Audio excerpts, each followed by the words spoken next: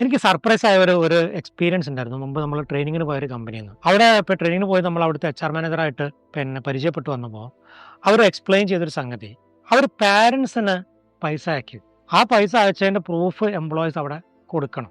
അപ്പോൾ ഈ ആള് തന്നെ മാതാവിന് ഒരു എമൗണ്ട് അയക്കുന്നു, പിതാവിന് എമൗണ്ട് അയക്കുന്നു എല്ലാ മാസവും.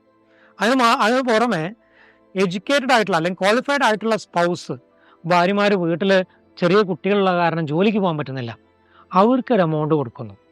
ശമ്പളത്തിൻ്റെ ഭാഗമായിട്ട് മറ്റു കമ്പനികൾക്ക് ചിലപ്പോൾ കൊടുക്കാം.